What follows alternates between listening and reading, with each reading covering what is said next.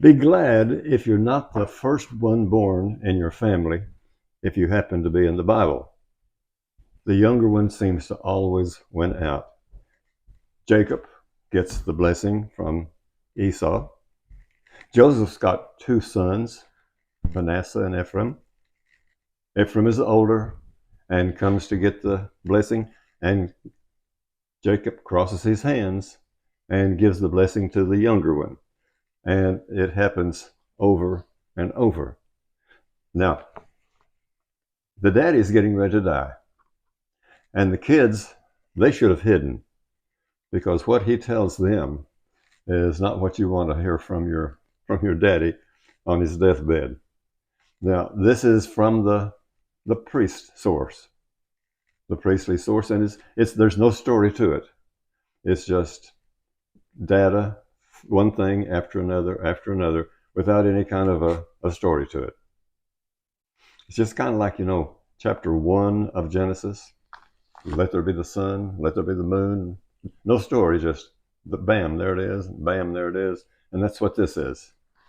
So let's look now to see, whenever Jacob is dying, his kids, they're not going to get a glowing report.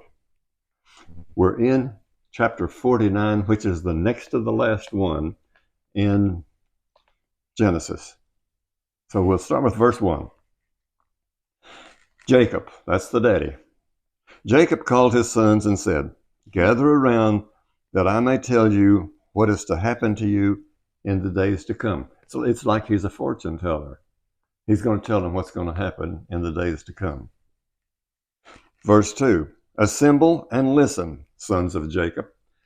Now he's telling them, "You're my sons, Jacob." And now it's also going to be called Israel, very next line.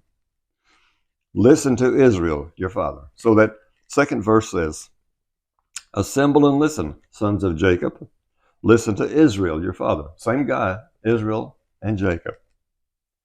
And he's going to start with the oldest son. He's going to tell them just what they're going to do and what they have done and what's going to cause them to have good experiences in the future or bad. So the oldest son that Jacob has is with the wife that he didn't really want to marry. Remember, he wanted to marry Rachel, and he worked 7 years to get her. And then, of course, Laban, he slipped in Leah instead of Rachel. So that way, Jacob had to work 7 more years, or Joseph had to work 7 more years. Now, here we are. This is Jacob talking. Verse 3. "You, Reuben, my firstborn." Reuben is the oldest. He's the one that's born with Leah. "My strength and the first fruit of my vigor." The first child that I have. You're the first fruit. You're the first one. "You excel in the rank and excelling in power." He's kind of building him up. But here, "You are turbulent as water. You shall no longer excel. For you climbed into your father's bed." Now, if you remember that there was a time when back in, chapter 34, way back there, but Reuben slipped up into his father's bed with Bilhah, and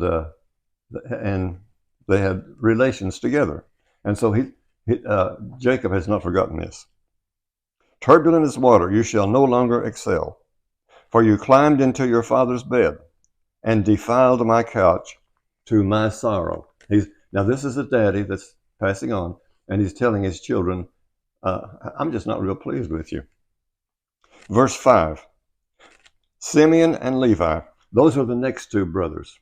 The first four that Leah had, she had Reuben, she had Simeon, she had Levi, and then last of all she has Judah for the first four. She's going to have some more, but she's going to stop for a while right there. But the second and third sons are Simeon and Levi, brothers indeed. And here's what he tells them: "Weapons of violence and their knives." Do you remember what would happen with the knives that they were involved with? Well, they had this sister named Dinah, and Shechem was a guy that raped her, but he loved her. That's strange, but he loves her and rapes her and wants to marry her. And they say, well, you can marry her, but only if you get circumcised like we are. So they all get circumcised, and while they're still in pain, well, these two brothers, Simeon and Levi, they come and they kill everybody there. So he's saying this: you are weapons of violence, and their knives, the knives that they used to circumcise themselves. Let not my person enter into your council. I don't want to have anything to do with you. Or my honor be joined with their company. For in their fury they killed men. They wiped the whole town out. And that was in Genesis 34 also. They killed men at the whim. They maimed the oxen. Cursed be their fury so fierce, and their rage so cruel. I will scatter them in Jacob and disperse them throughout Israel. And they are scattered. They get scattered when the Babylonians come. Verse 8. You, Judah, now that's the fourth son, and Judah is going to be the one that's going to, down his line is where we're going to get King David, and we're going to get King Jesus. Jesus is called sometimes the Lion of Judah, and Judah gets the name of the state, and that's where the temple is, in between Judah and Benjamin. You, Judah, shall your brothers praise, your hand on the neck of your enemies. The sons of your father shall bow down to you. Judah is a lion's cub, and we hear sometimes, I'm saying, Jesus is referred to as the Lion of Judah. You've grown up on prey. You've taken care of others for your advantage.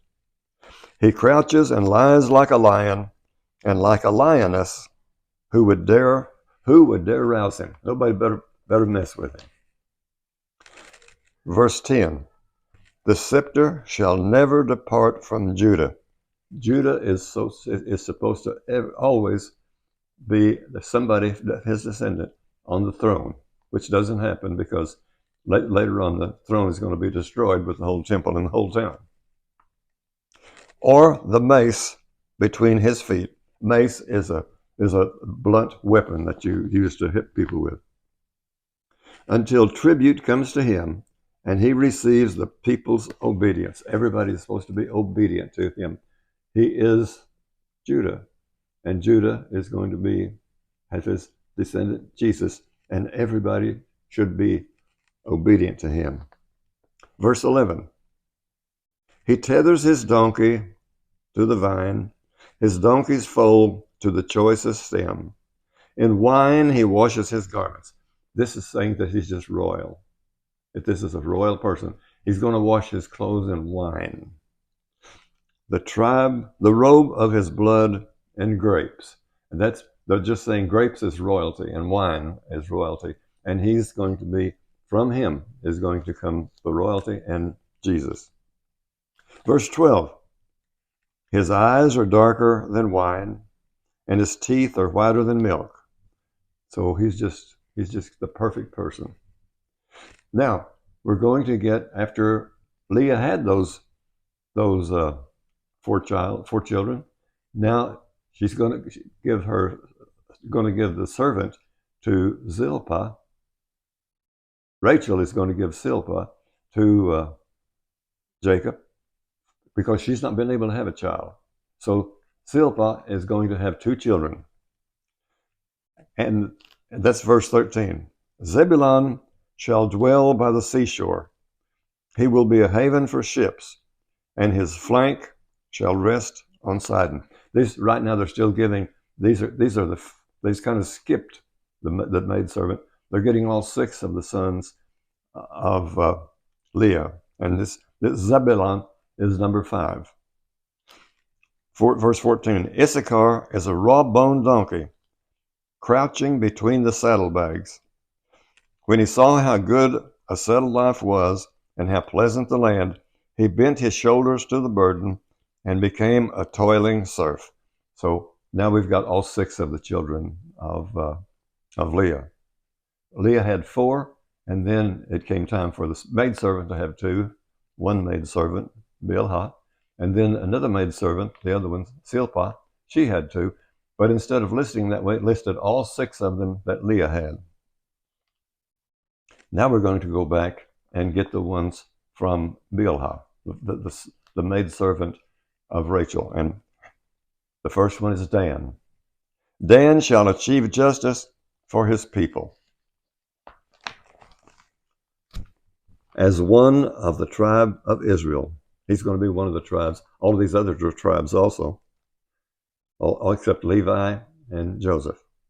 Verse 17, let Dan be a serpent on the roadside, a horned viper by the path, that bites the horse's heel so that the rider tumbles backwards. Some of these this is poetic, but it doesn't really make a whole lot of sense, some of them. Verse 18, I long for your deliverance, O Lord. Gad, now we're going to the 2 sons of Silpah, the maidservant of Leah. And the first one is Gad. Gad shall be raided by raiders, but he shall raid at their heels. So this is one of the sons of the maidservant Silpah. The other one is this one, Asher. Asher's produce is rich, and he shall furnish delicacies for kings. He's going to do well. Verse 21. Naphtali is a hind-led horse, which brings forth lovely fawns. This is like a deer. And now we've got 10 children. Now we're going to get to the 2 favorite ones, the 2 sons of Rachel. And the first one is Joseph, the one that they sold off, the one they threw in the cistern, the one that went to Egypt, and because of him they got to continue eating and not starve to death. Verse 22, Joseph is a wild colt by a spring, wild colts on a hillside. Harrying him and shooting the archers opposed him. Verse 24, but his bow remained taut. Joseph has gone through a lot of stuff, but he stays strong. And his arms were nimble. By the power of the mighty one of Jacob, because of the shepherd, the rock of Israel. The rock of Israel would be Joseph, because Joseph is the one that kept them alive. Verse 25, the God of your father who helps you, God Almighty who blesses you with the blessings of the heavens above, the blessings of the abyss that crouches below, the blessings of breasts and womb.